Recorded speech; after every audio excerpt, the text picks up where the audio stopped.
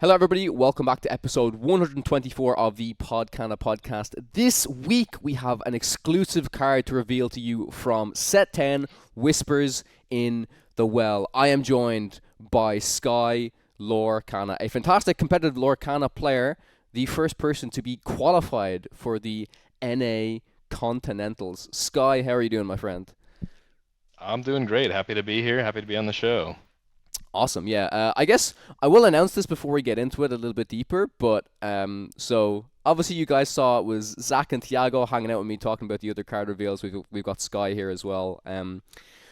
Since Moyen's been hired and everyone's been asking questions, and I want to thank the community. Everyone's been reaching out to me saying, if you need any help or assistance, everyone offering their advice and stuff. But the new crew, the new Podcana crew, moving forward will be myself, Tiago, Zach, and Sky, and I'm truly honored to have this stellar roster of competitive players. I think Moyen brought so much to this podcast, and as I stated previously, he can never be replaced. But I wanted to Yeah, ensure. it takes three people to replace him, right? Yeah, it takes three people to Three replace very him. high-level players to replace Moyan. Yeah. Should be an honor for him. But no, I'm super honored to have you guys as a part of this. I'm looking forward to, as we get into DLC Milwaukee, starting to examine the meta a little bit deeper, talking about our different decks that we bring. I think it's going to be an absolute blast. So super, super, super happy to have you here. But let's jump straight into our exclusive Whispers in the Well reveal. So we have got Della's Moon Lullaby. This is a 2-cost inkable Amber Song card, which reads, chosen opposing character gets -2 strength until the start of your next turn. Draw a card. So shout out to Ravensburger UK and Ben over there who provided me with this card. I think there's been kind of a bit of a tradition that they like to give me these cards that seem to probably play well within that lemon lime discard deck I was such a fan of pre-rotation. So before I even look at this in the current meta, I'm gonna ask myself, would I play this within that deck? Maybe, but there's a big difference, right? This is until the start of your next turn, whereas a card like Painting the Roses was just this turn. But honestly, I think I'd still play a card like Painting the Roses red over this, just because getting stuff down from 3 to 2 was way better than getting anything down from 4 to 2. In the specific meta we played, maybe getting Rhinos down was the only thing I cared about. But I mean, how do you feel about this card, Sky? Maybe pre-rotation and post-rotation. Would you play that now within this current meta? Yeah, I'll start off by saying I think you definitely got a good one. As far as most reveals go, I think this one is definitely at least makes you think if it's playable, or starts your brain thinking through the lines of if it's good enough. Yellow Green's a deck that I thought might have some potential just because of how strong Under the Sea is shown itself to be, and obviously be the only sweeper. If you're the deck that can, if you're one of the only decks that can harvest the best sweeper in the game in an efficient way, then you're probably in a good spot. But yeah, missing the Painting the Roses red is actually super super bad this format. There's a lot of stuff that does have 2 attack, but there's also enough stuff where it's greater than 3 strength, where it's you need something to discount. And Painting the Roses red was great because, like you said, it's multi-target. There's a lot of stuff that does just have 3 attack that you can shrink. There's Dumbo, there's Hades in Blurple, for example. But I think this actually has a good chance. Being a singer too is important. You have stuff like Ursula that can sing it. Also, just hard casting it is fine if you're going to go ahead and sing the Under the Sea. I don't think the -2 until the start of the next turn does a whole lot. I think it's kind of I guess you could set up for you could play this card the previous turn and set up for it next turn, but then you're kind of telegraphing that you have and then you want to go for it. Maybe that doesn't matter too much because it's kind of an inevitable card, Under the Sea, you have to get it off. But I think it's fairly good. It draws a card. That's the most important thing on this card, and it's also inkable. So if you don't need it, you can just ink it. I think if you were to play the yellow green Under the Sea deck, I would probably at least play a couple copies. It'd be kind of strange to play something that doesn't have an effect like this. I guess you have the Tiana, which is the other thing that I guess people would be playing with it. But this is a little bit less clunky than the Tiana. Tiana's uninkable. It's a character as well, so you have to have more setup that doesn't get removed, which is a huge thing. Always having stuff in your hand to combo off with is more important for a deck like this. So yeah, I think it would see play in a yellow green discard deck.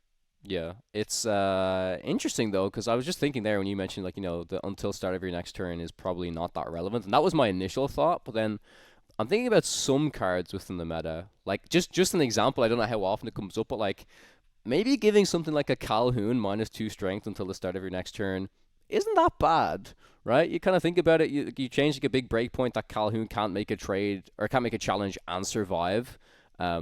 So again, For it's like sure, a very yeah. niche scenario, but I think it could come up. Like if you're playing this in like a general, I don't know, green yellow deck where you're playing under the seas, but maybe you've got like a little bit more of an aggressive game plan as well in like the current format, then maybe targeting something like a Calhoun or shutting off some stuff is a little bit interesting.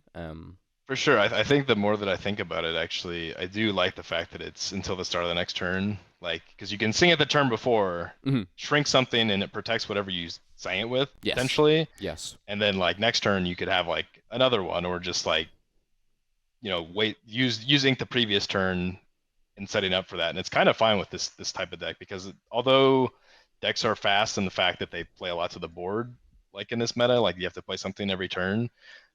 A lot of times the lore doesn't get fast until way later in the game for most decks. So like you're kind of fine with just sitting there and like saying, hey, I'm going to do this next turn. You can either take your turn to like do nothing and not present tempo, which you probably cannot do, but like I'm going to threaten to remove like your stuff next turn, and you're not questing for much this turn, so I don't care that I'm waiting until next turn. Yep. Yeah. It's definitely an interesting card. It's funny. I like. I've been looking at this card saying, yeah, no, I think it's okay. Another funny reason why I know that they gave it to me was because on the podcast, myself and Moyne have famously been saying, like, oh, if this card drew a card, it would be so much better. Well, yes, if every card had draw a card attached to it, of course, that'd be better. It'd be a better card. But Yeah, it's the Storm Rage on, right? We got spoiled with that song, and now every song needs to have a draw card attached or have like some crazy effect to be good. basically, yeah. But yeah, that's pretty much the card. If you guys have any thoughts on it, please be sure to leave your comments down below. Thank you once again to Ravensburger for providing Podcana with this card reveal, and I'm looking forward to seeing if it will be utilized at all within the set 10 meta. But moving on, we do have a lot of cards that came out even since like the announcement video yesterday. So let's dive deep into it. Sky, you can start us off with this Amethyst card here. All right, we got the Horn King in its epic form, which is awesome. Just to start off, I'm a pretty big Black Cauldron fan, so it's awesome to see the Horn King getting some love. He's one of the coolest Disney villains. All right, but he's a 2-cost inkable 2/2 quest for 1. The effect machinations. Oh wow, we started off with a battle. Machinations. I don't know what that Machinations. is. I don't know. During your turn, if one or more cards have left a player's discard this turn, this character gets +2 lore. Interesting. So it's a more discard type synergy here. I don't know. This is definitely a card that like You need more context, right? For sure. yeah. You definitely need more cards with it, right? It's like being a 2-cost 2/2 1 lore is just automatically so bad that like it's got to have combo pieces with it. It's going for an aggressive strategy in purple, I guess, because you're trying to quest for 3 with it. But the stat line is just so bad. I think the best. I don't know. Yeah, I think the best thing I could see happening with this card, if you just play it in a general aggressive deck, I still don't think you can justify playing so many copies of it though. But if you're playing like I don't know Amber Amethyst and you're bringing Lilo's back, right? Lilo's a type of card. Yeah, Lilo right now is the only thing that's efficient enough that kind of goes Yep. with the strategy where you'd want it. I guess you could play this on 2. Mhm. If you had something, a 1-cost that discarded the Lilo somehow, I don't know, maybe we get in the future, we could potentially bring back a Lilo play another 1-cost. Maybe. You can play like a Daisy plus the Lilo the next turn, but the Lilo's sideways, so they could potentially hit into it. I guess the idea would be that if the Horn King quested that turn, you're probably losing that versus the Lilo if they don't have 2 characters that can challenge. Yeah. It does seem like it could be very good if they put a lot of support in like an aggressive like discard based strategy, but I don't see the potential too much right now with this card. Mhm. It's a little bit too combo-y. I think I agree. I think there's a lot more context that's needed. I think you compare this to something like Piglet, and Piglet's so much better, right? Yeah, just generically easy to quest for 3 in an aggressive strategy. You're always going to have 3 characters by turn 3, so... Yeah. However... We also have things like Nala that quest for 3 and... Exactly. Essentially 3 strength for Yeah. toughness, so it's a lot harder to remove. I do think I like how technically this can combo, though, with the actual legendary Black Cauldron item we've seen. Yes, I think the strategy is like very slow and clunky, and it's like, you know, you're kind of playing this control card with this kind of aggressive card, but flavorfully at least, like I think it's cool how the Horde King is trying to use the Black Cauldron, right? So I think from a design Sure, yeah. I standpoint, mean, it's kind of anytime cool. that they can combo like aggression tempo with like super value draw like that, it's always a fun type of deck to explore. Usually they don't turn out the best because it's best to just be very polarizing in your strategy.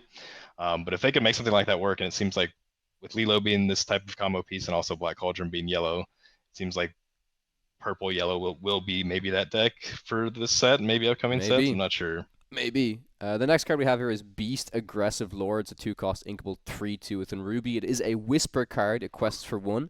It has boost 2 with the ability That's Mine whenever he challenges another character. If there's a card under this character, each opponent loses 1 lore and you gain 1 lore.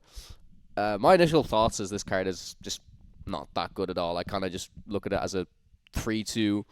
I think if this was boost 1 compared to boost 2, it would be a different conversation. I just think the difference between 1 and 2 is obviously massive. So boosting this Yeah, with 2 it's is kind of like tricky. locations, right? With 1 versus 2. 2 is a lot. Like that's a big turn, but 1 you can kind of fit in. Same with like develop your brain versus vision, that Mm-hmm. type of discussion. Like there's a lot of spots where you can fit 1 ink in, but 2 is a pretty big cost. Yeah, yeah. Card just seems like not very good at the moment, but we'll see what other strategies come. So moving on to the next slide, you can read this one out for us, Sky.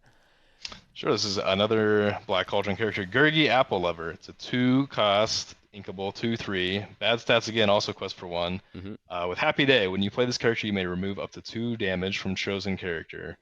Uh, it's not great. It's not great. It seems to be like maybe it's a card that you could see in draft and do some funny stuff I'd with play it in heal, sealed. but I would play this card in sealed. That's the only environment yeah, I'd play it in, but it I seems wouldn't like play it it in could be constructed. it could be a good sealed 2-drop. I mean, you want a lot of 2-drops in sealed traditionally, so like having just an on-rate body with some potential upside that can be surprising is good. It could be like a thing where like in sealed you build a board and take a like a kind of confusing trade because it puts damage on something, and then Mm-hmm. like if they don't hit back into it, you can heal it the next turn and really punish them. So yeah, I think in seal this card has some potential for sure. Yep, and speaking of sealed, I even think this next card, Taran, is pretty good. It's a 5-cost inkable 5/5 that quest for 2. Notably, that stat line has just been decently solid within sealed. So this is like the vanilla stat line, but it also has support. Its ability to, whenever it quests, to bring the pig Henwen back from your discard to your hand is like way too conditional. But this is just being a 5/5 quest for 2 with support. I don't think I'm playing it constructed, but I would probably immediately put this into my sealed deck, honestly. Yeah, I mean support's a great thing. Like if you're carving out with a lot of little stuff and it's just gonna sit on your board, being able to like threaten to quest for 2 while using one of your like less important guys to swing back at Mm-hmm. something is very important. Yep. 5/5 like you also said is just a tank. It's also inkable. Yeah, probably no headwinds. I think I saw the headwinds revealed and they're not great. So maybe in like draft you could like sneak them as like an easy pick, but like yeah, the value's not too good They're there. not good at all. I probably wouldn't even put it in my. I mean, I don't know if I had to put a card in my deck, I would maybe I for the mean, how many synergy. Terrans would it take to play a headwind? That's the question, right? Like if you drafted like 4 Terrans, like maybe you start Mm. recycling the I mean, the headwinds. hen one's just like a 2-cost 1/4 that on quest it scries. I guess scry But in sealed he is could be better. a 6/4 though with Terran. That's the thing. You buff him up with the support. You Oh, trade a bit, then sure, you bring him back. sure, but I guess anything could be a big boy with Darren. So Sure. Yeah. Yeah. yeah. Moving on to the next one. You can read this one out for us as well. For sure. Eliza Maza, it's a 3-cost uninkable 4/3. A little bit better stats. Quest for 1 still, and that's got the effect while you have 2 or more other characters in play with 5 or more strength, this character gets +2. So it's like an aggressive card in Ruby. There seems like to be like a lot of Ruby cards that are type this like big strength, like kind of aggressive, I guess. I always think of like the Tinkerbell that Mm-hmm. we got the last set. Like you play like a tempo game with like Mm-hmm. big stuff that can like hit for things, and what they also like threaten a lot of lore on the board. This card seems okay. I don't know really understand why it's uninkable. It doesn't seem like that strong of effect for it to be uninkable. It's also a condition that you need 2 other characters with 5 strength, which maybe is easy with all these cards for Ruby, but like that's still a lot. Like cards like this, you would like to see. Like it's probably not happening with a 2-drop being 5 or more. So like Mm-hmm. this plus, I mean, this thing itself is not even I 5 think strength. So this card is giga unplayable. I don't know why this is uninkable. I yeah, genuinely, the more I'm just like speaking through this, I'm yeah, like, what are we playing for like turn 6 to have 3 things? Like I don't that's a know, big bro. curve on it. For It's something that's it's. like, yeah, I think this card is genuinely trash. I'm happy to be proved wrong, but I but it's a think. detective, bro. The Oh, detective I synergy of the mean, set might be you've strong. cracked it, bro. Sorry, it's the best card in the game, you know. Yeah, But it's probably awful. yeah, I just think it's way too It's a rare conditional, though. right? It's like, Interesting. yeah, I just think it's like way too conditional. I don't know why it's uninkable. I think it's supposed to synergize with these gargoyles, which are usually these characters with kind of like the vanished characters that have decent stats, like better stats for its cost, but then have this downside text. For example, we have Broadway here. Obviously, this isn't a specific 5 strength character, but it's a five cost inkable 4/6 bodyguard that quests for 2 and steel with the Stone by Day ability, which all of the gargoyles have, which is if you have 3 or more cards in your hand, this character can't ready. This card in general, I actually think it's quite good. I think the usual stat line for this kind of bodyguard text is just like it's a 3/6. I don't know if 1 extra strength justifies this downside ability on the text that like sometimes it doesn't ready, but as a bodyguard, sometimes it not readying just means that you don't get to get the extra 2 lore, which yeah, sure sometimes it's not the best, but one thing I want to clarify about these gargoyles for the viewers is when you play them, they will come in ready the next turn once they dry. Like when it says this character can't ready, that only matters when it's exerted where it can't ready. Like if a card is played, it's wet, it's still drying, and then when it's dried, you can't use it. And then the other thing to note as well is people need to remember, if you have 3 or more cards in your hand, it is ready, set, draw. So it's not like, oh, I'm going to draw up to 3 and I can't ready it. If you've got 2 cards in your hand, you ready your gargoyle and then you draw. So Sure. You're probably a tempo deck that never even has to worry about the having more than 3 cards yep. at the point of the game where you're playing stuff like this. Mm-hmm. I think this card is interesting. I mean, it's probably just another decently statted card for like Yeah, I'll still for playing sealed sealed. stuff. Yep. Like bodyguard's important. It has 2 lore, which is good, but it's also a bodyguard, so you're probably not super worried about that. Yeah, I don't know. I don't see the gargoyles being too strong together. I don't think you'll ever have to worry about the Stone by Day or Yep. ability that Yep. unreadies them if you're playing this style of deck. It probably just never happens, but we'll see. Yep. I agree. So far, they haven't impressed me that much, but they are what they are. But moving on, yes, we've got some more gargoyles. I'll read out this next one. This is Goliath within Ruby, 4 cost inkable 5/5 quest for 1. So again, 5/5 for 4, pretty good stats. Says whenever one of your gargoyle characters challenges another character, you gain 1 lore, and it also has the Stone by Day. So I kind of just look at this card like, yeah, it's like could just be like a 4 cost 5/5 that on challenge itself, because when it says your other gargoyle characters, I'm going to assume, let's say this card just had good enough stats for itself to see play that you would just challenge with only this character. And this is whenever one of your gargoyle characters, not whenever one of your other ones. So if Goliath himself challenges, then you will also gain lore. So I don't know. Like I think this card is an example where it's probably okay. The thing is, you just have to make sure you work in your deck around, as you said, the Stone by Day ability. You don't want this to ever not be able to ready. But if you can use this decently, it's like we've seen 4 cost 5/5s being played already from like Scrooge McDuck. Yes, they quest for 2, but I think the stat line in general is fine. So I'd be curious to hear your thoughts. Yeah, this one is definitely above the others for sure. I think being an inkable 4 cost 5/5 is actually fairly good. I still see the problem with this is the type of deck that this is fitting in is probably not great. I mean, it's still like the type of like Flynn Rider, Tinkerbell style thing where we're like playing something that gives us lore and tempo, but we're also just playing big characters that can swing for stuff. Mm-hmm. In a format where there's no sweepers, that could be better because like you could just get, stifle your opponent from doing any questing of themselves, and while you're kind of slowly building up lore, it does have a nice little bonus effect that does kind of allow you to burn a little bit more lore as well. So I think this is definitely a card that could see play if the type of deck that it wants to be in is something. I agree. Yep. You can go for the next one here as well. This one I think is also interesting. We got Bronx, which is a 3 cost inkable card. It's a 6/4. It's got Reckless and the same Stone by Day effect. So it's like another tanky card. Like it's in this case, I think it's even more efficient because it's got the Reckless, which just gives, it seems like every card +1/+1 stats for the on rate, which is fine. For like Reckless doesn't really matter if it's a card that's like something that you just want to swing with. The main thing with this is that it just doesn't quest for anything. So like you really have to like play like Tinkerbell into this or something to threaten to do anything other than just stop your opponent from turning sideways. But I actually think this card is like quite good. Like it still probably has to be in a deck that like wants to do stuff like this, like as far as just a control piece to play on turn 3. Probably not. Like I don't know, maybe like a red purple value deck could still play this even with the Stone by Day effect and be fine with just stopping questing. But I think it definitely has potential. Yeah, I think this card is. I wasn't as high on it when I saw it at first. I think it's because I'm trying to read it too much within the context of this meta. I think if this card had like 7 strength, I like the idea of this being able to like Get through a Tiana. Yeah, one swing into a Tiana. I'm already scared of this card for sure against Amber Steel. So like if Amber Steel is still a very good deck, I think this card is for sure going to be played in any deck that plays Ruby. Yeah. Yeah, I mean, because you can play Lumiere on 2, and then you can make this a 7. But yeah, for sure. Still, I don't think think this card is. Yeah, I want to say I don't think that's the reason, or maybe specifically what we'll be doing. But I think the Stone by Day ability on this isn't the worst, because eventually the card's going to be ready again if they don't want to deal with it, right? And I think that the 4 willpower is actually very notable on this card, because if this was like a 6/3, I think it would be infinitely worse, because so many characters can just like one trade into them basically. Yeah, 4 is very important.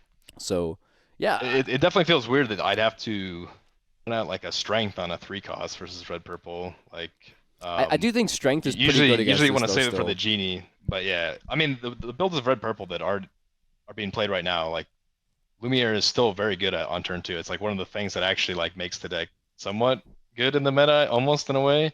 So like if that's already good, playing like a Lumiere into this seems like perfectly fine. Yeah, I just think against Amber Steel specifically, you could still go like turn 1 Aurora and Tiana, or just establish your Troubadour if you're on the play, and then you can still do like Lady into 2 drop into sync strength. But again, it's like a very specific opener against this as well, right? But in theory, For sure. I mean, like yeah. I said, if you're wasting your strength on the 3 cost, it probably means your genie's living, which is a good thing. Yep. Then you can threaten to swing the genie, take damage, and then he survives next turn for a bell potentially. So like, I think it fits well within the curve of the current red purple. We'll just see if it's got enough good cards to make red purple good this set. Makes sense. Moving on, the next card. Oh, this is the card market reveal. Next stop, Olympus. 2 costs. You guys are getting all the good ones. Oh, this man. is not fair. I was very happy when I saw this. This is a 2 cost inkable Ruby card. It's an action. It says if you have a character with 5 strength or more in play, you pay 2 less ink to play this action. So you pay 0. This card becomes free. It says ready chosen character. They can't quest for the rest of this turn. The next time they challenge another character this turn, they gain 1 lore. So 2 big combos I want to talk about with this card. One very obvious one. Maui Half Shark. If you're able to have a Maui Half Shark in play and your opponent has exerted stuff, maybe you even combo it with the new Demona card we saw that can exert all of your opponent's characters, then you use Maui, challenge, you can do next up of Olympus, make sure it's already in your discard, and you just basically keep looping this thing. Looping, clear their entire board, gain a bunch of lore. So that's one really good combo. And then the other one is the Shift Mulan. So if you specifically Shift Mulan, if your opponent has, I don't know, enough exerted characters. I think this one's a little bit trickier because your opponent should just try and not play into a Shift Mulan line anyways. But if they do, there is the potential to basically wipe a total of 6 characters if they all have 5 willpower in theory. Sure, right? Yeah. If they don't respect your Mulan, you're wiping their board for sure. But usually Mulan already wipes almost the entire board if you don't respect it anyway. So it's kind of like a little bit of overkill. But yeah, I think this card is actually very, very scary. Like, if you look at like the power line deck right now with Maui Shark and power line, although power line can only trigger once per turn, just the threat of this card being an action that can be played for free. So you have stuff like Lilo, which combos with those 2 cards, is very scary. Like if you've ever sat across from this deck, when it does do what it wants to do with the Shift power line, it gets a Maui, and then it keeps triggering off, and like all of a sudden they have like a huge board with like two Maui Half Sharks and a power line and a bunch of cards, and like it's very scary. The only downside of the deck is that 1, the power line has to live. Usually you have to stick 1 to have the Shift and have the combo go off, and 2, the removal in the deck is not great. You have some good things that you can hit, like obviously like Pirate's Life is good to control the lore. Or Bee-King, right? Hitting the Half Shark, hitting Half Shark off like down in New Orleans is great, but there's just not Hmm. Yeah, all you have is B King. That's the only thing you have to control the deck. There's nothing that's like a big, I remove a couple things from the board. So um, maybe this type of action means that they're doubling down and not going to give them that great of removal, and they're just going to say, all right, well, we're going to have you turbo combo off with Lilo and get your half shark and just like go crazy for one turn and just say you present enough value to where you don't have to control the opponent's board, or you play enough Pirate's Life to where you're just racing from that point on. But yeah, this card seems very good. I'm definitely scared of a free action that could be played in that deck because I have been comboed off on before. Hmm. You know what else is cool? I saw some people talking about like if you want to add a third card in. I mean, people were memeing saying, oh, I can get an entire board clear if I play like a 3-card combo. Where's my B prep? I miss my B prep. But Yeah.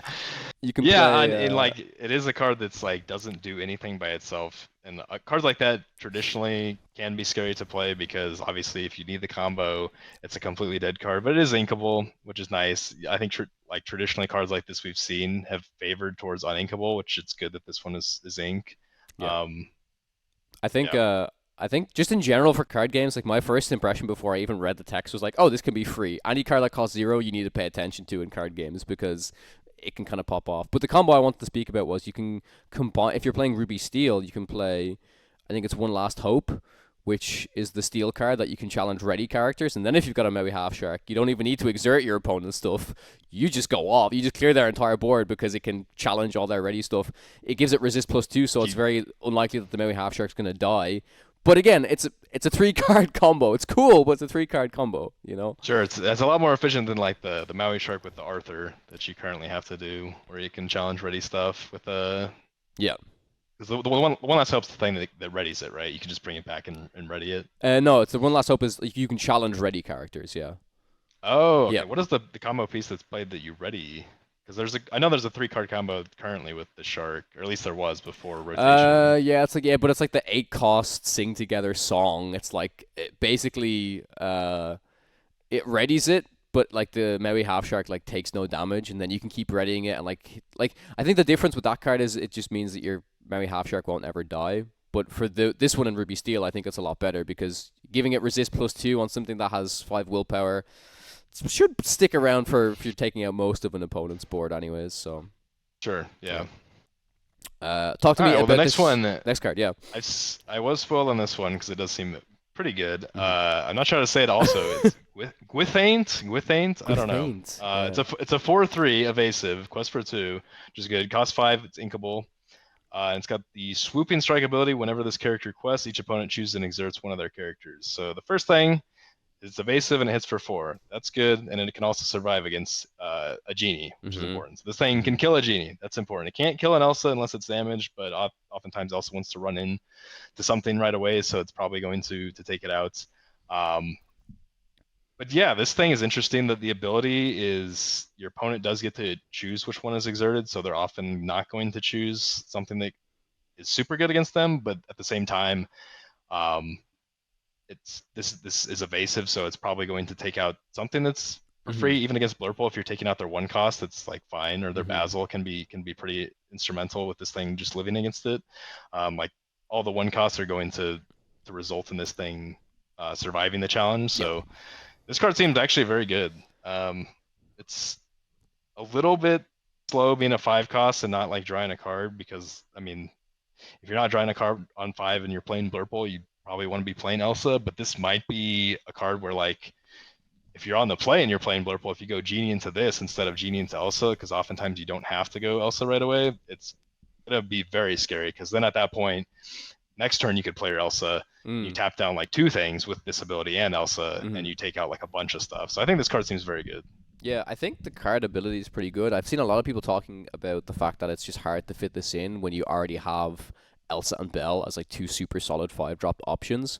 But I think I could see a couple of these fitting in somewhere, and I think the ability is super unique as well. I'm also gonna point out a very niche thing that doesn't matter, probably will not matter, but I just like seeing some of these like new tags. We see this dragon tag come back. I know ages ago we saw like dragons mentioned with like Sisu and stuff, but I kind of look at cards like this and say, well, this is like a general good card in, I don't know, 6 years time. If we've got a dragon deck, this would be a pretty cool card to play the dragon It's deck. an on-rate. It's always good to see something that's like tribally, but it's like good on its own, because then it's like, oh, it's going to stand out if there ever is like more cards that are printed that have the dragon subtype. Now, if they did print this as a 5-cost 4/4 that somehow drew a card, that's got to be a nod to Azure Drake from from Hearthstone, Yeah, dude, right? I'm waiting for a spell, whatever the spell plus one. Yeah, What's yeah, the yeah, buff called? yeah. A Uh, spell power +1, right? Spell Yeah, power. Yeah, I'm yeah, waiting for spell power in this game. I yeah. think it could be fun. I Grab your agree. swords, doing 3. Come on, guys, let's do it. Maybe even 4. Yeah, Yeah. I think that'd be an interesting thing. Wait until we see like fan the knives or fan your knives in this game. Deal 1 to everything, draw a card. I don't even know what that'd be if that would be that good. It would probably be fine, but all right. Yeah, I think what do we have like Avalanche right now? That's the only thing that does 1. That's not That's good. not good, yeah. The next card here is Ursula, Whisper of Vanessa. It's a 5-cost inkable 4/5 that quests for 2. As boost 1 and the ability Slippery Spell. While there's a card under this character, she gets +1 lore and gains evasive. Um, I mean, this is an example of kind of what I talked about with that beast. I think if this was boost 2, this would be a lot. I mean, of course, yes, it would be a lot worse. But this boost 1, I mean, to pay 1 extra ink to turn this evasive and suddenly it's a 4/5 that's questing for 3. I think in general it's pretty good. I don't know how good it fits into, because there's a lot of evasive cards within the meta. There's probably a lot of like ways to answer this, but it just seems like a solid card. And this is one of the types of cards where if you just play this for 5, it's fine, and then you can boost afterwards. However, there are some boost cards where you kind of just like, I don't know, if there's a 4-cost card that has boost 1 and the boost ability is so good, it's basically a 5-cost card. Whereas this is a card that you don't have to do the boost immediately, where some cards you feel like you do have to do the boost immediately, perhaps. For sure. Yeah, this Yep. card is a card you're perfectly fine waiting a turn to do the effect, and one of the reasons why it's so fine is because if we look at like Blurple, we keep talking about Blurple. All these cards are Blurple. I don't know what's happening. They're all But Amethyst, man. your 6 ink is like the weird term for Blurple. Yep. You don't play like any 6 cost, so like you're perfectly fine either playing. Elsa's probably preferred with this because this thing can swing into any of a genie or Yep. another Elsa or something. Like, and it's also just fine when you don't like swing with things. If you're on the play and you play this anything on turn 4, this on turn 5, and then you just do the boost and play another 4 or 5 costs and you're questing, like that's kind of hard to react to. Like Yeah. the It's a the big one efficient threat. answer is like Into the Unknown can take it out. Of course, Strength can take it out too, but 5 can be kind of tough to hit for most decks, especially like Purple Steel on curve. Hitting for 5 is tough. So yeah, I think this card actually seems super good. It seems very, very value-y. It could be like a good card to fill that kind of awkward turn that Blurple has on turn 6 where you're not super sure what to do. Mm-hmm. And then if this thing lives going into 7 ink and you play a Hades to protect it, like you're just have a huge tempo advantage, which can be good. I think right now the way the Blurple mirrors go is so control heavy that like you don't really care about it like establishing early questers. I mean, obviously Genie quest for 2, but like he's more about like threatening set up in trades with Elsa and as well as Belle if it retains damage. But this card might push the deck to where like you have an option to go like Genie into this, into just like pressuring your opponent early, which could be like a fun thing to see versus just a pure like value slog. Make your opponent actually be like traditionally responsive versus just like, hey, I went first, I have more card advantage and I have like the upper hand on controlling the board. This could be like a nice way to be it more aggressive. Yeah, I like the card a lot for sure. Talk to me about this item card, Sky. Recovered Page. All right, it's a 2-cost inkable, and it's got an ability that says when you play this item, look at the top 4 cards of the deck. You may reveal a character card and put it into your hand. Put the rest in the bottom of your deck in any order. So Be our guest, right? immediately, that's like pretty good because it's like drawing a card. It's Mhm. probably a little bit better because most cards in decks are characters, and it's getting to see a preferred character. Being a 2-cost item that does like a value effect is like kind of traditionally bad. But there could be things like, I know people have been talking about Tamato, which can bring this back, or also Bell. The other ability, the 1-cost, banish this item, put the top card of your deck face down under one of your characters. I don't see that mattering a whole lot. It's kind of like a nod to if there's a boost character that's boost 3 or boost 4 and it's very inefficient, you can kind of cheat it by only paying 1. Yep. That's probably not going to be relevant. I'm going to guess in the decks that this wants to be played. Maybe there's one character where it's like a good payoff and it's worth it to play that character. But I don't know. It seems fun. Like obviously, like if you get 2 of them, it's like Tamato can bring them back, and you have the Strongen, but like costing 2 is a lot more than costing 1 with a popsicle. And the Yeah. effect of looking at the top 4 is not that much better than just drawing a card. So I think, at least for now, what I've seen, this card is a little bit too inefficient. Sure, yeah. I think in general, I like the idea that this is still the closest thing we kind of have to a popsicle right now, and maybe we get back to that type of This is balanced popsicle. This is what yeah. we This get. is this is this is Bell turn 2, not Bell turn 1, right? You know. um, Sure. but I do want to mention about the secondary effect. Again, it's very contextual. It's important to note that this isn't as good as cards that say wild as a card under this character, because they can just kind of boost once. There are some boost characters that it's like whenever a card is put under this, like the Mufasa, for example, like you can trigger that multiple times. So we haven't seen too many of those boost cards yet, but even an example of this in a weird way could be also like draw a card if there's some type of deck where you banish this to put the top card of your deck down, something that was boosted, and then somehow you can like bounce that card that was boosted after it's done something else, so that you get 2 cards back or 3 cards back or however many cards are beneath it. That's the one thing that I'm really excited to mess around with boost, is if there's any way to get like a lot of value out of your boosted characters. If somehow you can stack like 1, 2, 3 boosts on it, bounce it back to your hand, and it's like drawing a bunch of cards in a sense. It's just super unique, and I'm really excited to see if there will be any busted ways that we can kind of utilize that ability.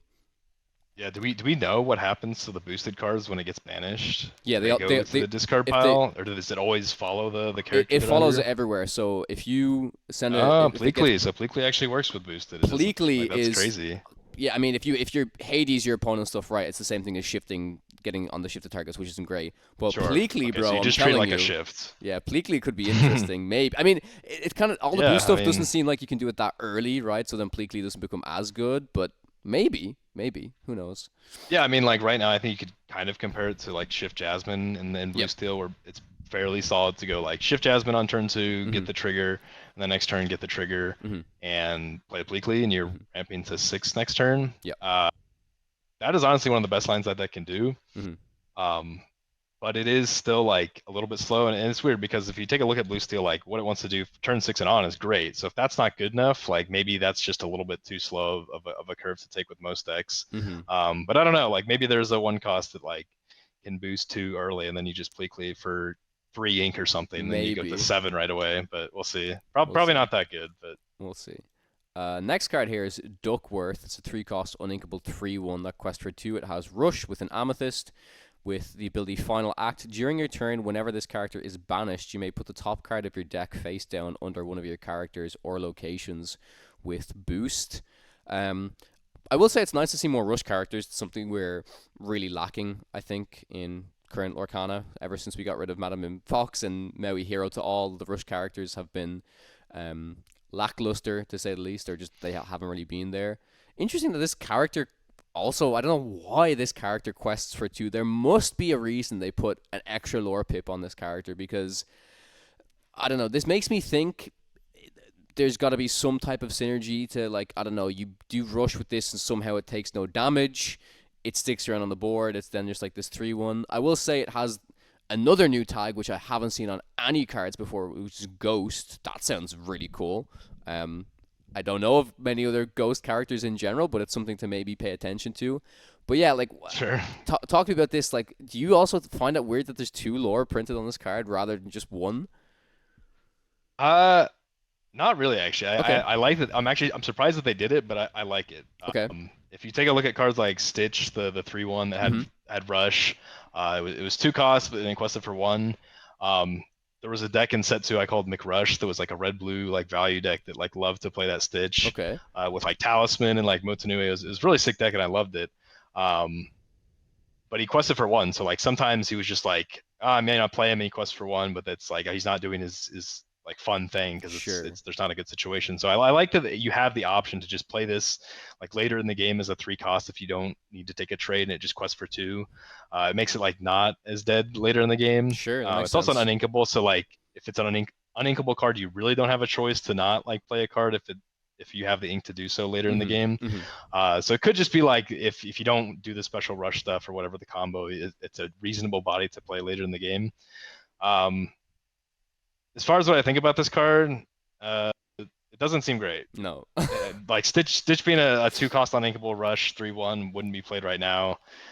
The second lore is not worth hardly anything, and the extra ink cost is a ton. Um, the effect could be kind of interesting, but I don't know. You're probably not. It's so slow that you're probably not getting a whole lot of value out of it.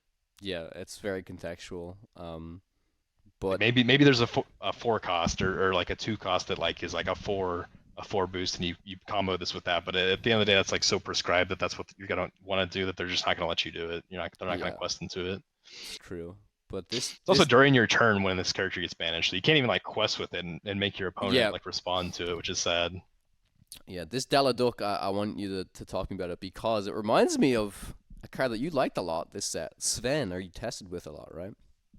Sure, yeah. Sven was something that was in the deck for a little bit and was good for a while, but unfortunately, I've moved on to bigger and Mm-hmm. better things. But Mm-hmm. yeah, it's a 4 cost inkable. It's a 2/5. When you play this character, if you may ready a chosen character with boost. If you do, they can't quest or challenge for the rest of this turn. So yeah, it's like a Sven, but for just boost characters, which is pretty bad. Like, Yeah, it has I mean, one it's good extra if there's like stat than Sven, right? Basically, it has one extra sure, willpower. yeah. Yeah. You trade 1 strength for 1 toughness, and it has 1 extra willpower, Yep. which is a better stat line, especially if you're in an aggressive deck and you want to quest with this thing and have it live. Um, but yeah, like there's got to be like insane boost stuff for this to be good. Maybe there's something that's like a good turn 3 boost, and you wanna ready it, but it I like how doesn't seem too great. if there is a super high value boost card, it can like kind of act as like a protection for it, if that makes sense. Like I use this boost card, it does something super powerful on quest, for example, or on challenge, and I want to ready it because Sure, it's like yeah. super valuable. So Yeah, and with how little interaction, I think a card like this has the potential to like get two triggers of value off of a card like that. It's probably going to live mhm. if it's a 3 cost, and then if you ready it one more turn, it has to live. But cards like that like typically need to do something that controls the board as it's part of its good effect, because if we're playing that on turn 3 and it doesn't, and we play into something that just combos with that, that means going second we're being really not responsive to what our Yeah. opponent's doing. We're kind of just doing our own thing, which is typically not good. Makes sense. Moving on, we have I don't know the name of it because this is in French. I know what the card does, so it's a Eye of confiance. Confiance. Um, There you and go. it's like That's close. it's like a Jungle Book card, which is cool. We haven't seen some Jungle Book stuff in a while. But this is a 6 cost uninkable Emerald Song. It is a rare, and it says choose one. You can give all of your opponent's characters -1 lore until the start of your next turn, or your opponent discards 2 cards. Personally, I just love this type of ability because I feel like we've never seen it before in Lorcana, and it's what I really like about this card is the the fact of how versatile it is. That if you're in like kind of a control matchup, you probably want the discard effect at certain times. But if you're against like an aggressive deck or at least a mid-range deck, you use the -1 lore against it. Like if they've got a pretty wide board and most of their stuff quests for 1, you could like turn off all of their characters, which is kind of crazy. And yes, this is 6 cost, it's uninkable. I think the uninkability of this card is a huge downside, but then it's also flexible enough that maybe it justifies it being uninkable. But I think the design space for this one is super unique. I think maybe it could be too expensive to even see play, but I'm curious to hear your thoughts on this idea of giving like a bunch of your opponent's cards -1 lore. Yeah, it's interesting. I think initially it reads as terrible, Mm. like not playable, but Mm-hmm. like I think there's against aggro there is definitely situations for this style of deck that this would be played in, that you could potentially turn off their clock for 1 turn, and then that gives you enough time to control the board. I don't think that effect will be played like too much though. But definitely the discard 2 cards is interesting. Having a discard action that can be sung is like super scary. That it's like double sudden chill. Mm-hmm. Um, Obviously being 6 and uninkable is a little bit hard to sing with, and it's not synced together, so you're Yeah. gonna have to play something that can sing for 6, which is the tough part. But there is stuff like Max Goof you could shift into, and could sing it potentially. Um, There's the Universal problem is Shift that Baymax, even though that's like way too early. I mean, there's that to do the discard at least. Like that's a super early discard thing you could do if you wanted to. yeah, I think Baymax is probably a little bit better target, because typically if Max Goof shifts, and you bring back a strength, you're probably in a good enough spot to win the game anyway. So you probably don't need something like this. But yeah, I think if the meta is like slow enough to where discard is like suddenly very good and there's enough good targets that you could run that could sing this could see play. Until then though, it's probably just a little bit too clunky and slow. Yeah, I think I agree. Tell me about Nibs. All right. Nibs, Lost Boy. He's a 4-cost inkable 3/3. Quest for 2. When this character is banished in a challenge, return this card to your hand. So it's like one of the sealed pick, bro. Tell me that's what it is. Yeah, yeah. I mean, it's a super value card. Hitting for 3 is not bad. Being a 4-cost playing something that's a 3/3 is a little bit slow, but yeah, it's like sealed. You have plenty of time to do this. This thing definitely does seem like crazy that you have to like have some sort of put into the inkwell effect to stop the threat of just always bringing this thing back. And it does quest for 2, so like you're just gonna be questing away.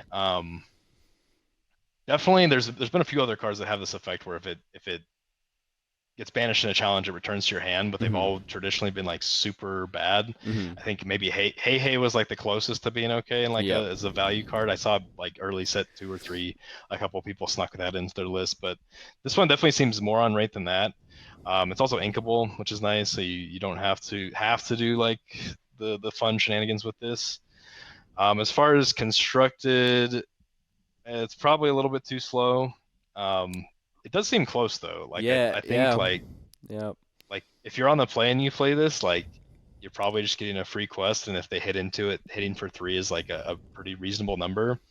Honestly, I could see this being a decent card to play on the play in like a tempo-y version of like Purple Steel. Yep. Yeah, it's interesting because it kind of reads, it fits into that exact Purple Steel stat line that we keep seeing of like these 4-cost inkable 3/3s that quest for 2. Like Dolores sure replaces itself and Treasure Guardian as well. This kind of draws a card. It draws itself. Yeah, in a way, it's like the same thing, right? Like it does draw itself if it gets rid of it. I guess the thing is if it lives for 1 turn, you don't have access to that card immediately. Yeah. But you have the upside to being able to potentially do it again and draw 2 cards in a way. I actually think this card is like fairly good. I think Purple Steel might want to play a couple copies. It all depends on if they print something, I don't know, that's like Zeus-esque or something that can just easily kill, like, banish this. If it's like, I don't know, if there's some song that you can get rid of this pretty early. But then even against some decks, they're not always going to have that. So it feels so weird to say that this card might potentially be playable and constructed, but I don't know, I can kind of see it in this type of meta now at least, right? Yeah, maybe there's too many good 4-cost inkable cards that do the same thing, because I think you can compare it to like Dumbo. Yeah. Like, would you rather have Dumbo or this? It's the same stat line, but Dumbo's evasive and its abilities probably has more of an upside. Yeah, you get access to the cards immediately if it lives. So, I mean, now that I think of how many 4-costs there are in Purple Steel, it's probably not worth a spot, but I mean, it's close. It's like, it's fun that effect like this can be close to cards like Dumbo. For sure. Moving on, we have Search for Clues, 4-cost inkable amber action. The player or players with the most cards in their hands choose and discard 2 cards. If you have a detective character in play, gain 1 lore. Man, I was so happy when I saw this card. So people were probably really mad, but as, again, an amber emerald player, if I'm playing Infinity, man, I'm like sneaking like a 5th or 6th copy of You Forgotten Me in my deck, bro. Which is weird because it's like, in theory, this card doesn't actually synergize with Prince John if you have it afterwards. Like, You Forgot Me is always the better card because eventually you'll start to draw. You'll have so many cards, your opponent won't have so many cards, so then this will stop working. Right. But after the first one, your plan is to have enough cards with Prince John that you're the card guy. You're the value. But, man, I play this as a 5th copy of You Forgot Me easily, I think. If I ever need to do that, this is the card I'm playing. So Sure. I mean, in my experience, You Forgot Me was very good as a 4 of in that one deck, but like there was curves where it was fine to not immediately do You Have Forgotten Me. So I don't think it's worth it to run more of that. Sure. And obviously we're definitely not getting Prince John, so there's got to be something else that really benefits from this card to I don't know. I don't think standard. the detectives are enough at all. It's probably not. I think this will just be like I don't know, like if people want to play it, they can play it. Maybe it's going to be more tailored to be a multiplayer card, but it's probably for the best that You've Forgotten Me's gone. Well, especially that Prince John's gone as well. But if you want to play this to just make your opponent discard 2, I don't know what type of deck you play it in, but it could be interesting to find out. Yeah, traditionally, I think last or before rotation, I was playing like a Amber Steel mid-range deck that I called McValue, Mm. and people really like later into the set got like stuck on the idea of like Daisy plus You Have Forgotten Me is like a really good powerful tool against like red blue. It's like Mm-hmm. kind of a way you can kind of get back in the game with it. But honestly, I thought it was a trap. I played a lot with the both of the cards, and Mm. it didn't ever seem great. And like if it's not great in this like mid-rangey style deck, I don't think there's ever going to be a deck, at least right now, that wants to play this card. Mm-hmm. Yeah, I think I agree. All right. All right, we got Bellwether. Bellwether Master Manipulator. It's a 4-cost thinkable 3/3. A lot of 4-cost thinkable 3/3s to quest for 2, it looks like. Mm-hmm. When this character is challenged and banished, put 1 damage counter on each opposing character. So interesting. So it's like a kind of like a Kind of like a tempo card that's like if you want to take this out, you might stop the way you take out more stuff next turn. It kind of reminds me of the Hearthstone card, the sheep. What was that card called? Do you oh remember the that? the two cost one that when it died it dealt one to Yeah, everything. I think it was Explosive sheep. Explosive Sheep, maybe. Yeah. Yeah, Yeah. yeah. Yeah. A Yeah. classic card, and it was actually Yep. played in the control deck, which is funny. But um, I don't know. I This is like a think 4/3 as well if you think about it, right? Because at least whatever hits into it is also going to take an extra for sure damage. it's definitely going to be tough to trade and not or to not trade with this card if you're running into it. Mm-hmm. It's definitely a card that's like has the problem of it's not very fast for the four cost slot. Like if you're playing an aggressive deck, which you're probably gonna have to, you want to curve out and then like finish your curve with something very strong. If it is 4 cost, usually oftentimes it's not. You're just double spelling on like the last turn where you have plenty of cards. Sometimes you don't even get to 3 ink or 4 ink like until the late game. Mm-hmm. Um, so giving up questing for a lot, giving up that tempo turn to play something that only quests for 2 in a deck that probably needs to quest for a lot is a lot, and that's probably too much to make this card have a spot in any deck currently. Yeah. It seems quite interesting to me, I will say. I just don't know what type of deck you'd fit it into at the moment, but again, a card I'd definitely chuck into my deck and sealed. And maybe with more context could have some build arounds in constructed, but I've definitely seen worse cards, and it like fits the uncommon slot well. I think for Sure, what it yeah, does. I like that we're seeing a lot of uncommons that probably aren't good enough to see play, but like are close and Yeah. like are could definitely be good in sealed, which is a good thing. Hmm. You should kind of be close to the good cards. Yeah. Moving on, we got the two legendary cards here. First one's Prince Charming, 7 cost inkable 3/10 bodyguard that quests for 2 within steel. With the ability Protective Presence, each turn only one character can challenge. So my initial thoughts when I saw this card today were that it was an extremely win more card, but if you play it and you are ahead, you literally just like completely lock the game in my opinion. I feel like if you have a bit of a big board and your opponent doesn't have much, as you said, there's like no sweepers in this. Like right now, it's a 3/10. So what the hell are they gonna do to get rid of it? Besides, again, like Into the Unknown is like the one answer, right? So that in that case, that's probably not great. But in general, I think it's super expensive. I think it's extremely win more. And also, it's important to note that this says each turn only one character can challenge. That's for both of you guys. So it's not like you're only making your opponent have that effect. So if your opponent is slightly ahead in the lore race and you happen to drop this, you're going to be restricting yourself, right? So Yeah, it's a bit of a I don't weird know. one. It definitely did not need to have that like two-sided effect. Yeah, I think this card is absolutely terrible, and I can be a little bit more brittle because it's a legendary, and I'm sad to see when legendaries are just awful. But this is a card that really doesn't make sense, and like it plays itself in a way where if you're in a spot where you want to do this effect, like you You're winning don't already, right? need, Yeah. yeah, you don't need the effect. He's a Yeah. giant bodyguard. It doesn't matter how much stuff he has to swing with. Yep. He is going to like protect your board Hmm. regardless. So like the effect can almost like not even be there. It might honestly be a bad effect because it like you said, it restricts yourself the next turn. Yeah. And like if all your stuff is safe, you're like, okay, I can do favorable trades, but then it's like I get one trade. So I think there's almost no home for this card. The only thing I could see would be in a potentially like an Amber Steel Circle of Life Circle deck deck, where you right? sing Yeah. Circle of Life, bring this back, and it protects your guys that sang. Yep.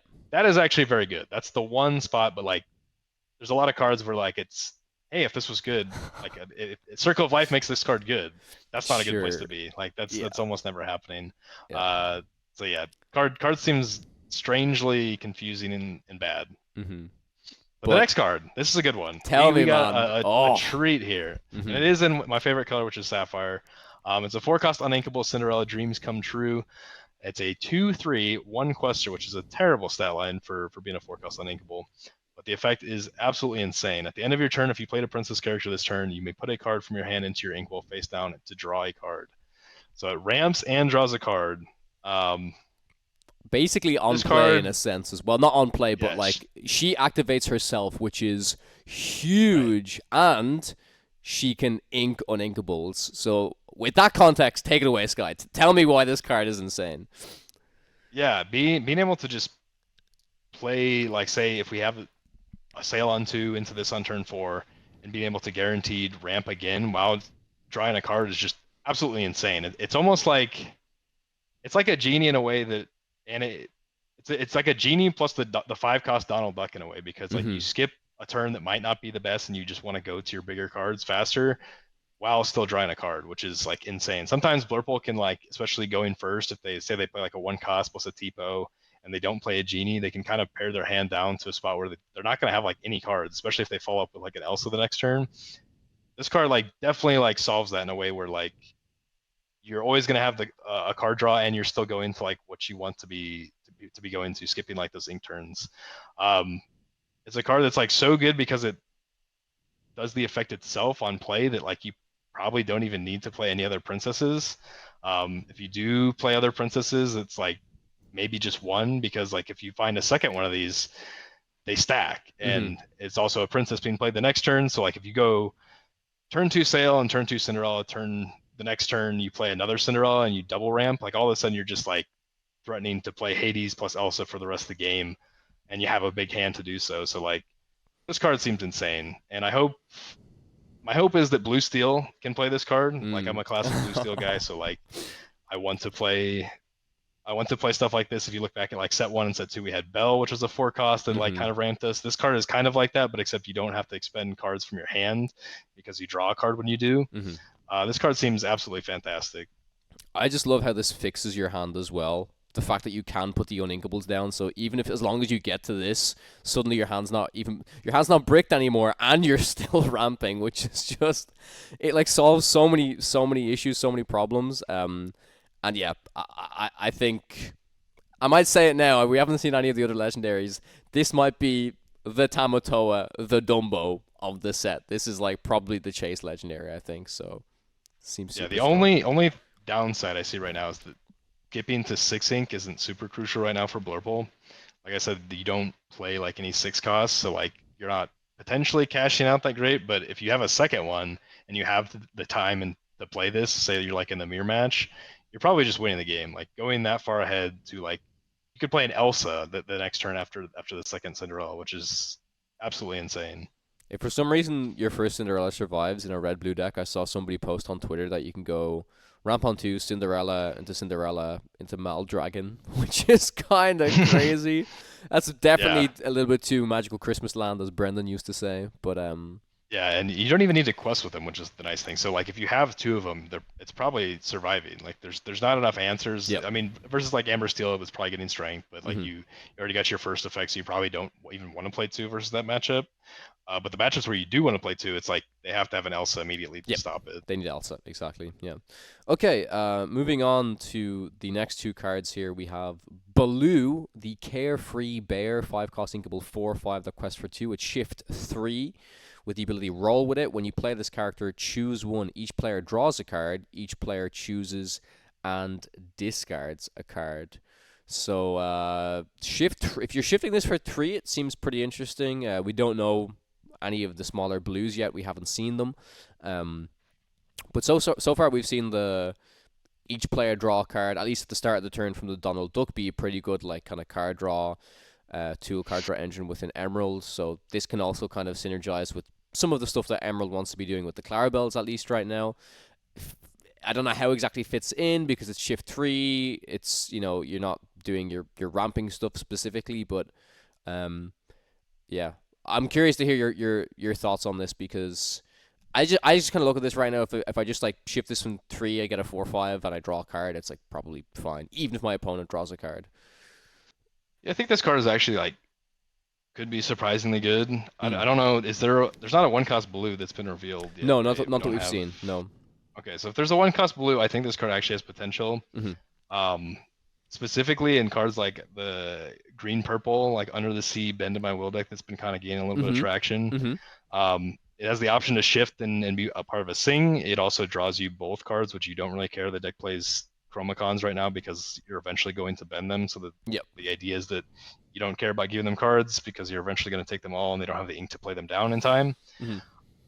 If there's a one cost blue, I think this card definitely is an all star in that deck. I think this would see probably a 4/4 line in that deck. Wow. Okay. But outside of it, it seems not great. Like the Donald Duck Gentleman is good and it's played in decks like green blue because it's so strong that like it doesn't really matter what your opponent does Hmm. after you've done your big swing turn with and wipe the board. Like they can just anything they play is probably not going to survive. Yep. Um, so that's why that's typically good there.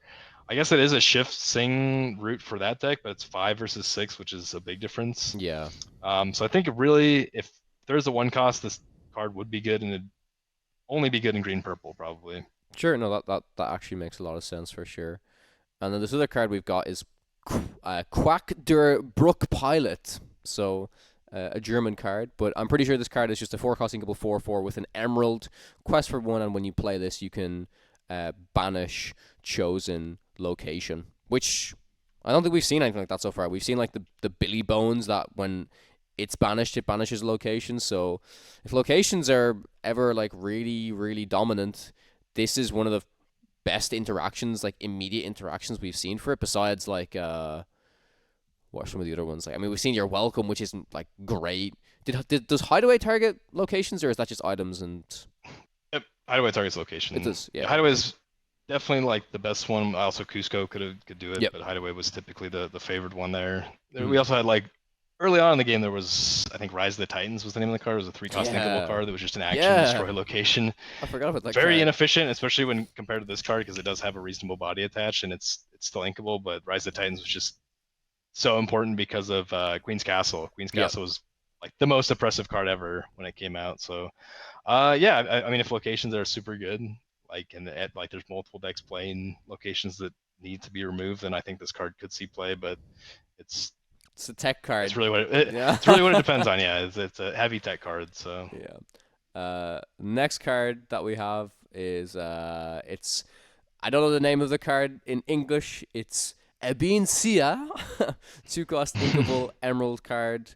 I do know the text though. It's you can give all of your characters +1 strength for this turn, and you can also banish chosen item.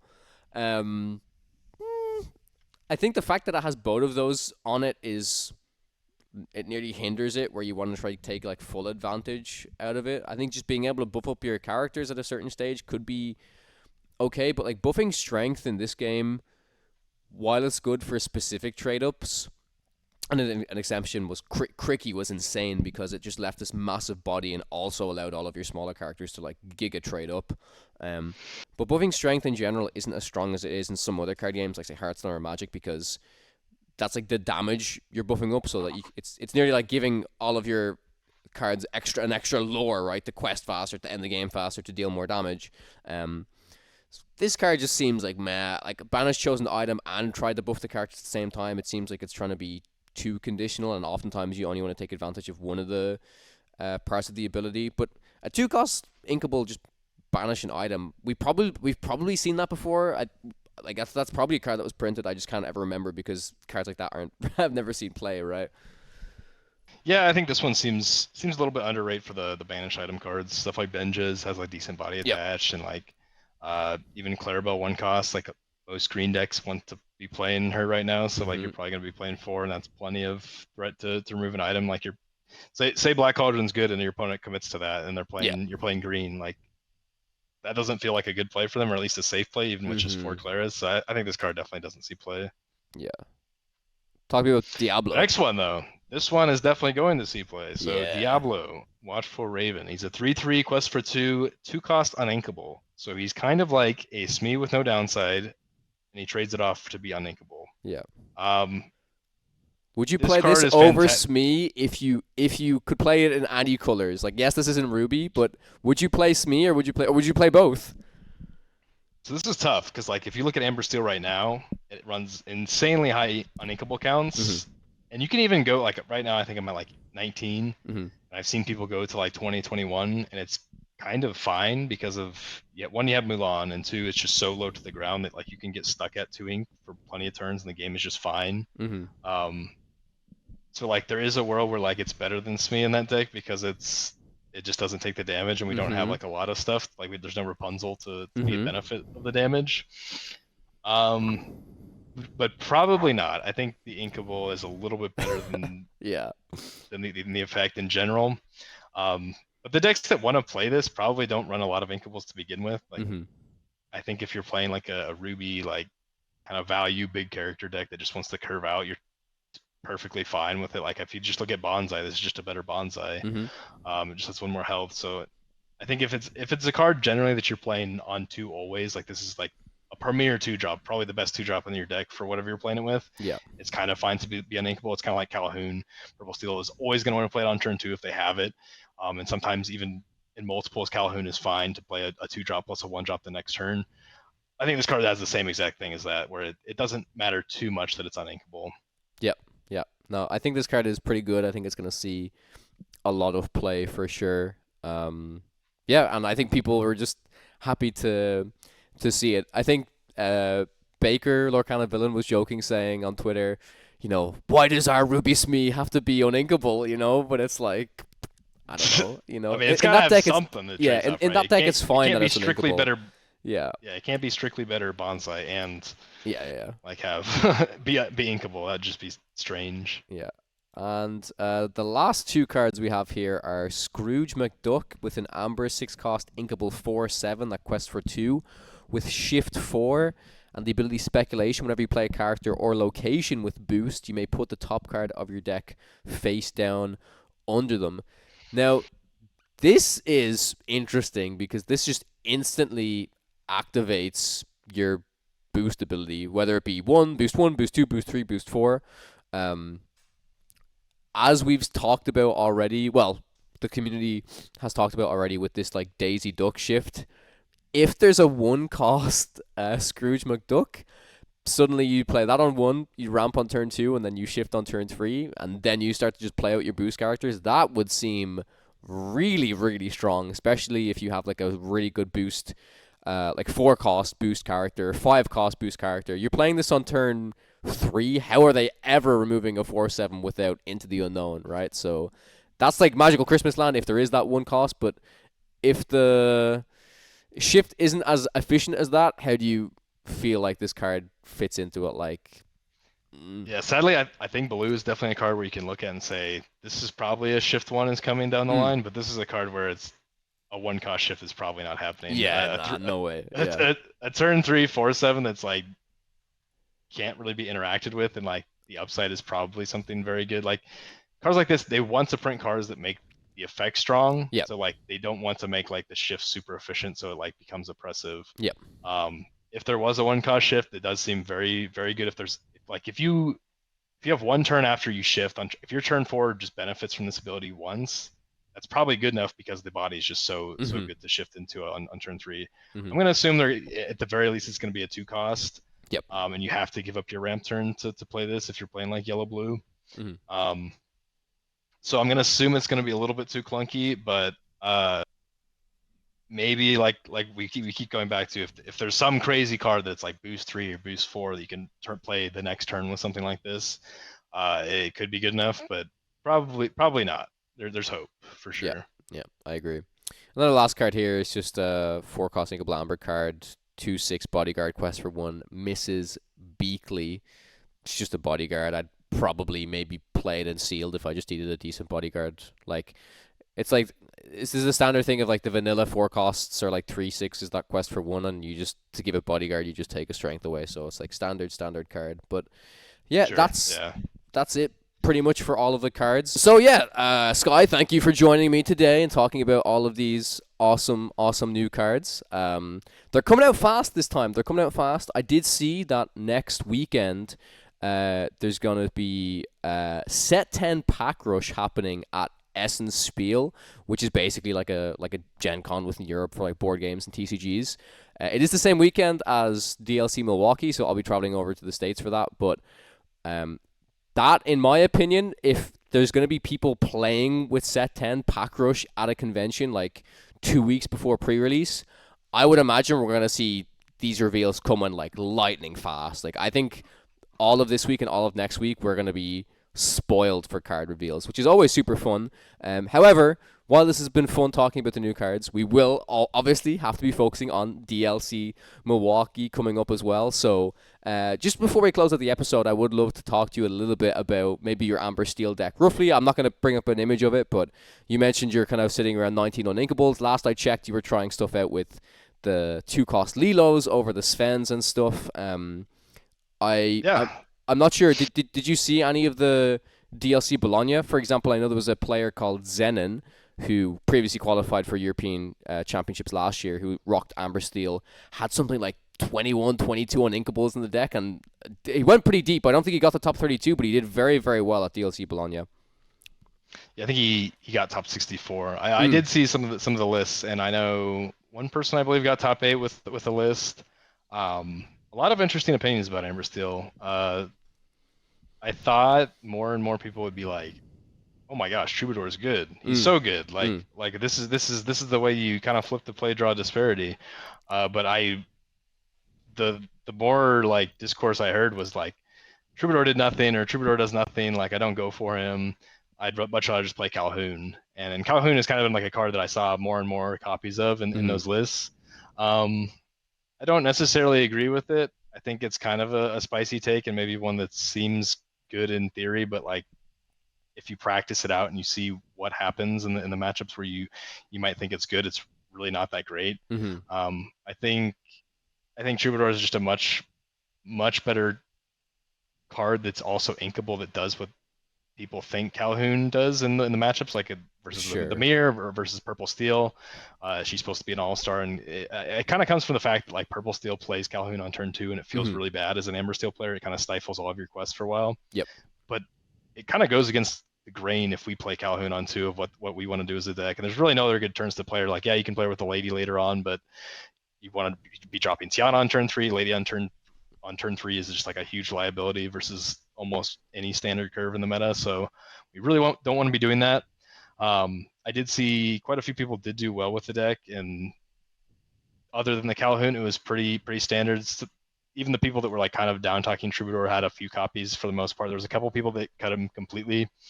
Some of the other cards that I saw was like the 2-cost bodyguards. It seems like are still in favor with a lot of people. Yep. I think I'd rather be playing those than Calhoun maybe. But yeah, I don't know. I think the deck is still very well positioned. I think after the PPG Denver, I think people kind of got a little bit hype about the deck and we're like, oh, Ember Steel is like good. It's going to shake up the meta because it has a great matchup into Blurple, and we're still seeing so much Blurple. And I think it saw a little bit of a spike in hype and play rate, but I think people played it, at set champs or whatever, and they're just like, well, it still just feels fine. Like I don't like playing against Purple Steel, and Blue Green still feels bad, so it's not something that I think stuck around for too long as far as like play rates going into Milwaukee's. I don't think the performances of Amber Steel in Bologna will warrant like more people playing it in Milwaukee per se. But I think the deck is still just super solid. Like I haven't tested too much like new tech or anything from the Lilo list that I played last, but it just feels very, very solid. Like there's decks, I know that if you look at like the Amber Green Dogs deck, like that's been getting a lot of hype, and a lot of like really known players took that deck to Bologna, made the conversion rate pretty well. But I think that deck is actually an example of a deck that is a little bit overhyped and like under tested. I think it was like a flash in the pan deck that like a lot of good players like tested like a week up to it and like felt pretty good in the testing, but like probably if they had more time, they would see that it's not better than the alternatives that you have, just for the fact that like other decks are more consistent. It has super powerful swinging turns, kind of like Green Blue, how like nobody really knows what Green Blue's worst matchup is other than itself. Like it can be anything if you do your strong stuff, but like it doesn't always happen. Dogs is like that deck in a way that's like really bad, because if you stop they're playing just enough. They're just playing one drops off the top, and they've already committed to not going the aggressive route. So like, yeah, they have a wide board with a lot of one drops, and they played them fast and efficiently, but they committed to like more strong shift under the C lines. And when that doesn't happen, it's like, shoot, what do I do? I'm just doing nothing. Yep. So Amber Steel reminds me of a deck that has that strength and that potential to pop off and do very powerful things, but it's going to do it more often. And when you don't do it, you have just a very strong deck. Like everything in your deck is like so similar that you're just going to still be doing strong, aggressive stuff that like maybe if your opponent doesn't have all the answers, it still is good enough and you don't have to like kind of put these pieces together. So I think the deck is super well positioned still going into Milwaukee. I've had a lot of people ask me like, what are you planning on doing if like everybody's teching for this and everybody's like bringing decks that like are well positioned against it? But this is a style of deck that like can't really be teched against, I guess. Like it does have like suboptimal matchups, but none of them are just so bad that like I'd expect to see people like, I'm bringing this because I'm expecting like 25% Amber Steel. Like green blue is like probably your worst matchup, and it's like still probably like 55-45 because you still have plenty of lines that disrupt them enough to where they're not going to be able to shift under the sea.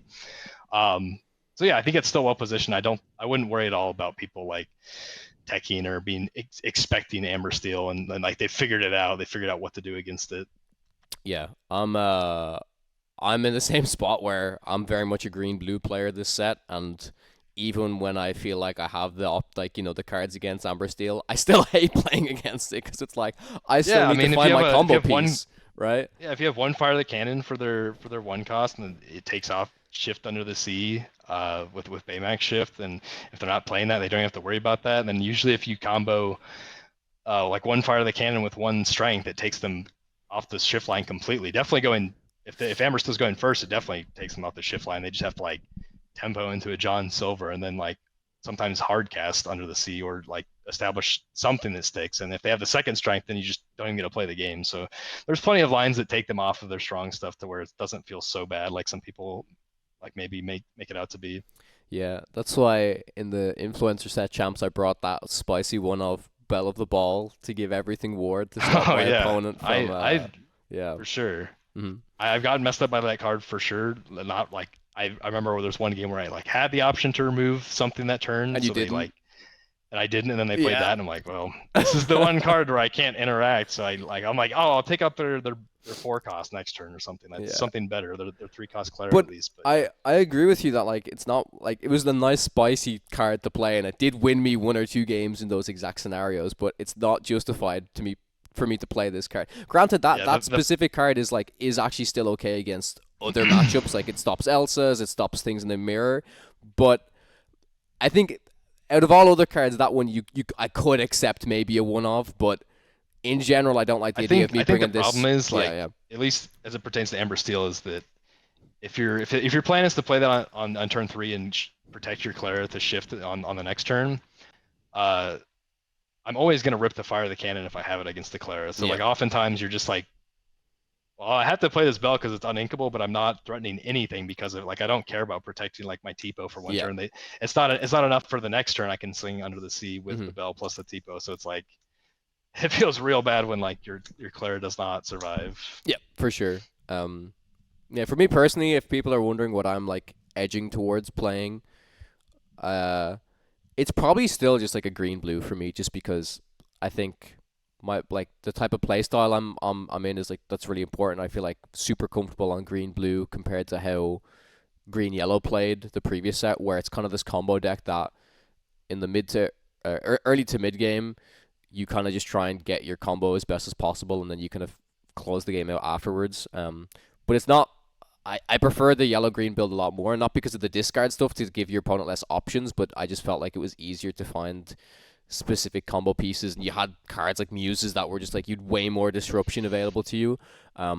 So I miss Muses so much, but she'd be way too powerful right now. Yeah. I'm not like locked into green blue, but that's like what I'm very much leaning towards. Like I'm still interested in exploring a deck like purple steel, honestly, just because it's like super consistent and it does this to this to this to this, and you know, if you're not against Blurple, it just feels like it has like pretty good game into everything, and it's still not unwinnable against Blurple, even though it is pretty unfavored, right? It's the type of thing that you mentioned though against like if people are like, oh, I'm Amber Steel, I face green blue, oh, I lose. It's like you don't lose the game. It's like you might feel that, but then what's funny is even me as a green blue player, I feel the same. It's like I don't know. Maybe some people would feel super confident. Oh, I'm gonna win this. Like there's been very few matches where I sit down compared to like previous sets where I feel giga favored. Right? I feel like I'm pretty good into most things.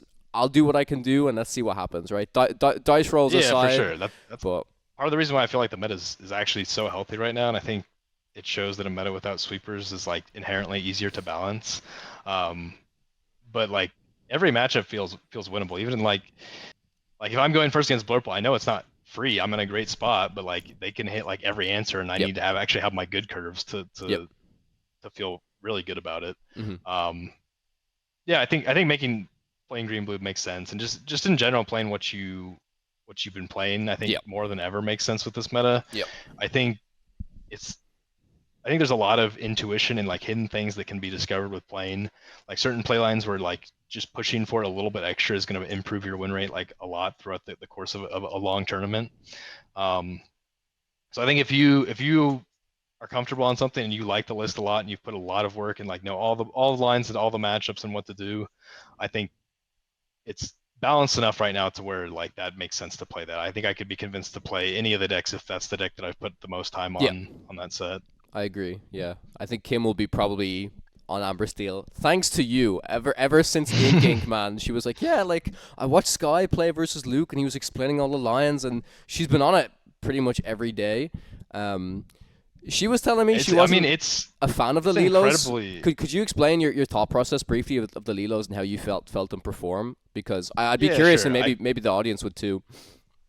so I mean, out of baseline, Lilo's a two cost inkable card, Mm-hmm. request for two. Mm-hmm. So like, even if you have like the worst hand ever, like playing her on two is like perfectly fine, especially if you're going first and playing a Tiana the next turn. But the added benefit of like the Mulan discarding it and giving that the option for the rest of the game to bring her back is like super strong. And like if we're a deck that wants to go for triple, even 4 1 cost openers like every game, or almost every game, you play Mulan a lot. Like Mulan's a card that you keep in the mulligan, even though if it seems like a kind of an underwhelming keep, it's not as good as Daisy, it's not as good as Aurora.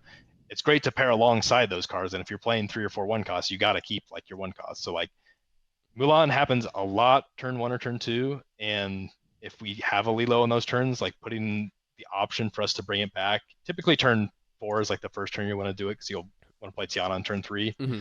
It's like super strong. If you're going first and you don't have Doc, it's like kind of a way where you like draw an extra card and like stay in the game like longer doing you kind of buy yourself one extra turn of doing any like spending your ink efficiently. Like if Tiana's turn sideways on turn four or you sing a strength or request with her, you don't really care that the Lilo's turn sideways. So like you can kind of shape your hand around planning. Okay, well I have the Mulan to discard the Lilo. I know turn four my board is going to be protected by Tiana, so I can plan to activate the Lilo that turn plus keep like a 1 or a 2 cost to pair with it.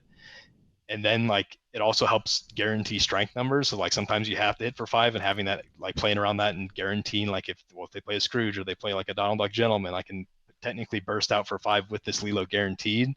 It's like super strong.